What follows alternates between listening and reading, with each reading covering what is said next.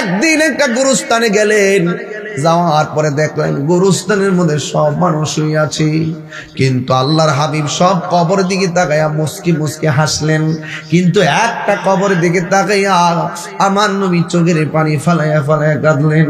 আল্লাহর হাবিবকে ডাক দিয়া কই, নবী গো, ও মায়ার নবীজি, সব কবরে দাঁড়িয়ে আপনি তাক হাসলেন, কিন্তু একটা কবরের দিকে তাকাইয়া কেন চোখের পানি ফালাইয়া কাঁদলেন? আল্লাহর হাবিব কবরের আযাব দেখার ক্ষমতা আছে না নাই?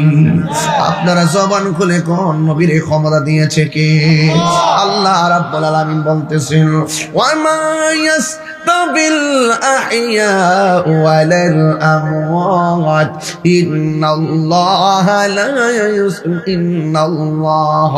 ইউসমিউ মান ইয়াশা।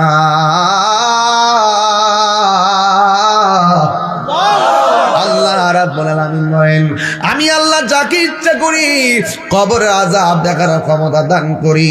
এই জন্য আমার নবী, আপনার নবী তাকায়া বলতেছেন, আমি দেখলাম সব কবরবাসীর নিচে জান্নাতের গালিচা দেখে আমি হাসলাম, কিন্তু একটা কবরবাসীর কবরের ভিতরে জাহান্নামের আগুন জ্বলতেছে।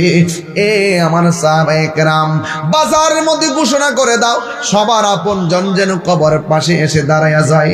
এবার সব কবরের পাশে সবাই এসে দাঁড়াইছি, আর যে কবরটার মধ্যে আযাব হইতেছে ওই কবরের পারে একজন দাঁড়াইছি, কোনো পুরুষ দাঁড়াই নাই, একটা মহিলা লাঠি ভর কইরা কইরা ওই কবরের পারে দাঁড়াইছি। আল্লাহর হাবিব ডাক দিয়া কয়, মা,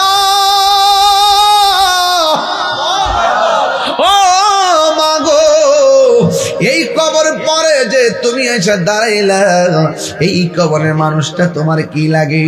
এবার মহিলা ডাক দিয়ে, নবী গো, নবী গো, নবী গো, এই কবরের মানুষটা আমার সন্তান লাগে। নবী ডাক দিয়ে, ও মা, আপনি জানেননি আপনার সন্তানটা কবরে কেমন আছে? এবার মহিলা ডাক দিয়ে কল, আল্লাহ এবং রাসূল ভালো জানে। এবার আমার নবী ডাক দিয়ে কই, মা, আপনার সন্তানের কবরের নিচে জাহান্নামের গালিচা দেওয়া হয়েছে, ওই জাহান্নামের আগুনের মধ্যে আপনার সন্তান কান্না করতেছে। এই কথাটা শুই না মহিলা কাঁদে না, মুস্কি মুস্কি হাসতে শুরু করলো। এবার আমার নবী, আপনার নবী ডাক দিয়ে কয়, মা, আপনার সন্তান কষ্টে, আপনি কেন হাসতেছেন, কারণটা কি? এবার মহিলাকে, আমি আনন্দে হাসতেছি। কয় কেন?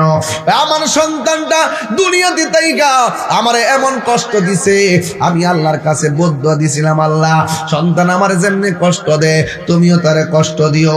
আল্লাহ যে আমার ডাকটা শুনছে, এই জন্য আমি হাসতেছি, আনন্দ করতেছি।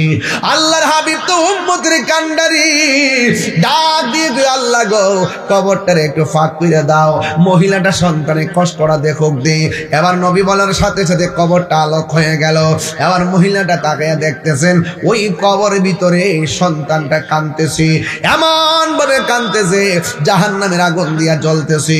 একটা কথা মনে রাখবেন, পাহাড় পরিমাণ কষ্ট দিলেও সন্তান যখন মার কাছে আইসা আম্মা, মার পাহাড় পরিমাণ দুঃখ মায়ের ডাকের সাথে সাথে শেষ হয়ে যায়। কথা কন ঠিক কিনা?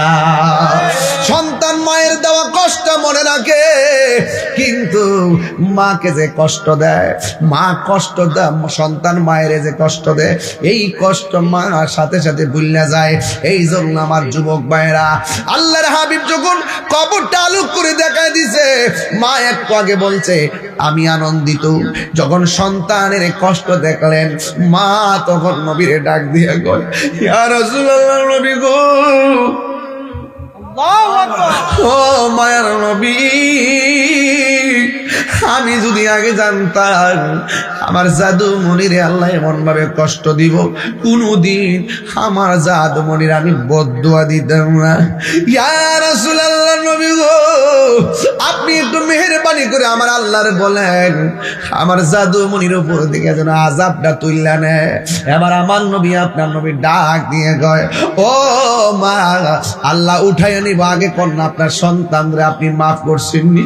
এই কথাটা বলতে নবীজি নবীর কাছে মহিলাটা ডাক থেকে আর রাসূলুল্লাহ আগে যদি জানতাম আমার জাত নবীর এমন ভাবে মারবো আমি কোনোদিন বদদুয়া দিতাম না। ইয়া রাসূলুল্লাহ নবী গো, ও মায়ার নবীজি আপনি নবী সাক্ষী থাকেন আমার সন্তানের প্রতি আমার কোনো অভিযোগ নাই, আমার কোনো অভিযোগ নাই। যেই মাত্র মহিলাটা সন্তানের সামনে দাঁড়াইয়া এই কথাটা বলছেন আমার আল্লাহ রাব্বুল আলামিন সাথে সাথে সন্তান থেকে আযাব তারে তুইল্লা নিছে।